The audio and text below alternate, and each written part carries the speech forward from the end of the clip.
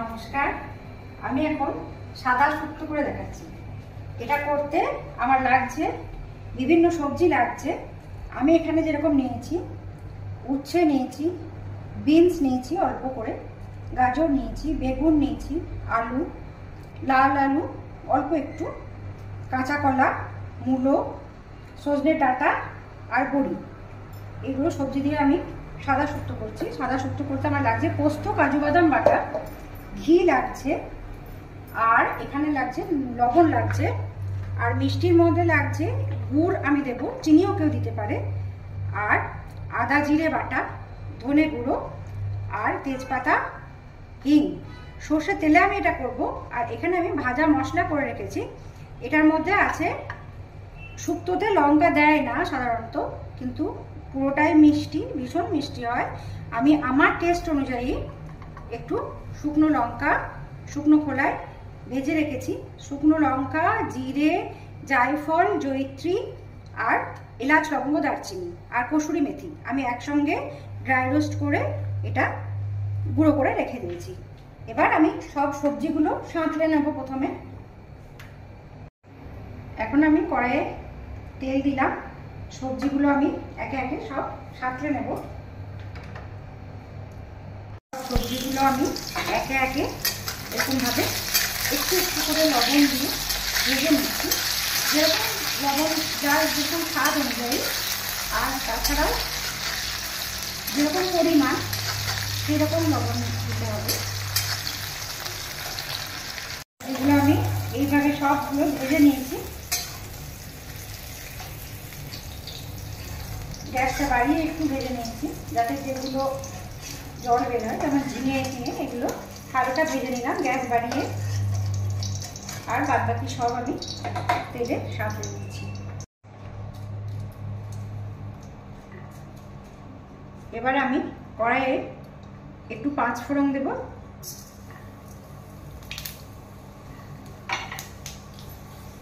অল্প একটু হিং দেব।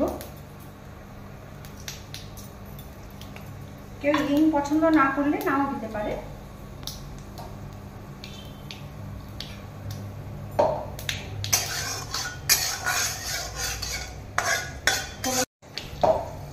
তারপর আমি জিরে আদা বাটাটা দেব। জিরে আদা বাটা দেওয়া হয়ে গেছে, একটু নাড়াচাড়া করে একটু সামান্য যেই ভাজার গন্ধটা আসবে, সুন্দর একটা স্মেল আসবে, এটা হয়ে গেলে আমি তেজপাতাটা দিয়ে দেবো। তেজপাতাটা দেওয়ার পর আমি এই পোস্ত আর কাজু বাদাম বাটাটা দিয়ে একটুখানি কষাবো।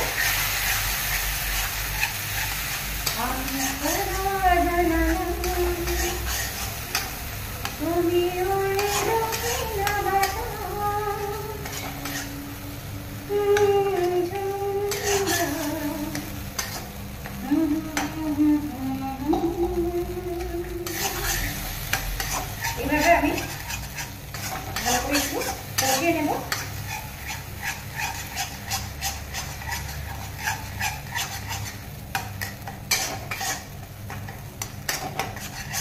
কষানো হয়ে গেলে আমি এই মিক্সিতে এই বাটাটা যেখানে আছে একটুখানি নিয়ে আমি এই জলটা দিয়ে দেবো। এটা কষাতে কষাতে মশলাটা আমি একটু ধনিয়া গুঁড়ো দিয়ে দিলাম। তারপর এটা একটু নাড়াচাড়া করে নিলাম। এরপর আমি কষানো হয়ে গেছে আমার এটা, এবার আমি আস্তে আস্তে সবজিগুলো সব দিয়ে দেবো।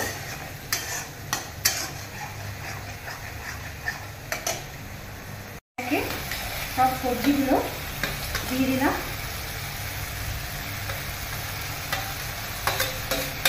বেগুনটা আমি পরে দেব। এটা এর সঙ্গে একটু নাড়াচাড়া করে আমি একটু জল দিয়ে দেবো।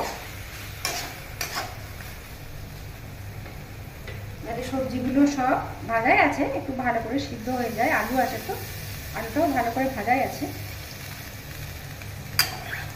এটা আমি এখন একটু লবণ দেবো, দিয়ে ঢেকে দেবো। একটু লবণ দিলাম, পরিমাণ মতো একটু লবণ দিলাম, দিয়ে আমি এটা ঢেকে দিলাম। এটা আমার সব সিদ্ধ হয়ে গেছে ভালো করে। এবার আমি এই বেগুনটা দিয়ে দিলাম, ভাজা আছে ভালো করে। বেগুনটা দেওয়ার পর আমি একটু মিষ্টি দিলাম,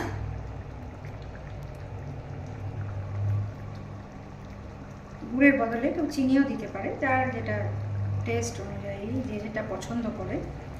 সুগার ফ্রিও দিতে পারে। দিলাম এটা। এবার আমি এই বড়িগুলো দিলাম, ভাজা মশলাটা দিলাম,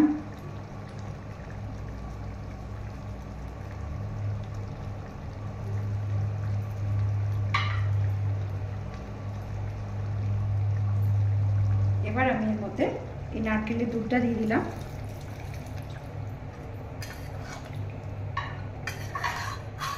এটা দেওয়ার পর আমি একটু এটা কিছুক্ষণ ঢেকে রাখবো। এটা আমি কিছুক্ষণ ঢেকে রান্না করব, তারপর ফিরে আসছি। এবার আমি ঢাকাটা খুলে দিলাম। ঢাকাটা খুলে এই যে এরকম হবে। এরপর নামাবার পর তখন আরও একটু হয়ে যাবে, টেনে যাবে। এরপর আমি একটু ঘি ছড়িয়ে